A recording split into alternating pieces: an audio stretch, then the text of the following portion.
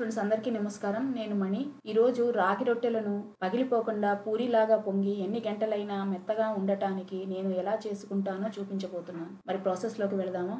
ముందుగా రాగి పిండిని ఉడికించుకోవటానికి ఒక ఫ్రై పాన్ పెట్టుకోవాలి. కొలత గ్లాసుతో నీళ్లు నిండుగా కాకుండా కొంచెం వెలితిగా 3/4 గ్లాస్ కన్నా ఎక్కువ నీళ్లు తీసుకోవాలి. వీటిని ప్యాన్లోకి పోసుకుని బాగా మరగ కాగనివ్వాలి. ఇందులోకి ఒక చిన్న స్పూన్ నెయ్యి కానీ ఆయిల్ కానీ వేసుకుని రుచికి సరిపడా సాల్ట్, అంటే 1/2 స్పూన్ సాల్ట్ దాకా సరిపోతుంది. ఇలా నీళ్లు తెల్లుతుండగా స్టవ్ని లో ఫ్లేమ్లో పెట్టి కొలత గ్లాసుతో గ్లాసు నిండా జల్లించిన రాగి పిండిని వేడి నీళ్ళల్లోకి పోసుకోవాలి. ఇప్పుడు పిండిని బాగా కలుపుకోవాలి. ఇలా పిండి అంతా నీళ్లతో తడిసినట్లయింది కదా, ఇంకా స్టవ్ ఆపేసి మూత పెట్టి కొంచెం చల్లారనివ్వాలి. ఇలా చేయటం వల్ల ఆవిరికి సగం తడిసిన పిండి కూడా సాఫ్ట్గా అయిపోతుంది. 10 మినిట్స్ తర్వాత పిండి వేడిగా ఉన్నప్పుడే బాగా నొక్కుకుంటూ ఉండ చేసుకోవాలి. వేడి పట్టలేకపోతే తడి చేయి చేసుకుని 1-2 సార్లు నొక్కి కలుపుకోవచ్చు. ఇలా కలుపుతూ ఉంటే వేడి తగ్గిపోతుంది. సాఫ్ట్గా ఇలా పిండి ముద్ద తయారవుతుంది. ఇప్పుడు ఇలా చపాతీ పిండిలాగా సాఫ్ట్గా చేసుకున్న పిండి ముద్ద తయారైంది కదా, దీనిని మూత పెట్టుకోవాలి. లేకపోతే పిండి ఆరిపోతుంది. గట్టి గట్టి ముద్దల్లాగా అయ్యి వత్తటం కష్టంగా అవుతుంది. రొట్టి చినిగిపోతుంది, పొంగదు కూడా. అందుకు ఈ పిండి ముద్దను కవర్ చేసుకుంటే మనకు వీలైనప్పుడు ఒత్తుకోవచ్చు.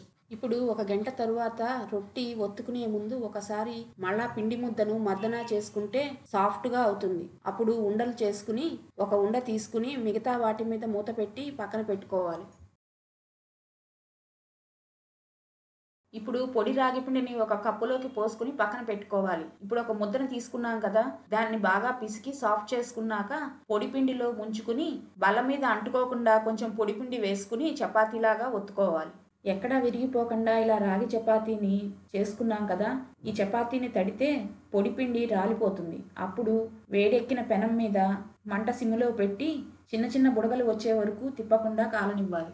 ఇలా బుడగలు కనపడ్డాక తిప్పుకొని అట్లకాడతో లైట్గా చపాతీని నొక్కితే ఇలా పూరీలాగా పొంగుతుంది. ఇలా 2 వైపులా కాలిన తరువాత కొంచెం ఆయిల్ కానీ నెయ్యి కానీ వేసి కాల్చుకోవచ్చు.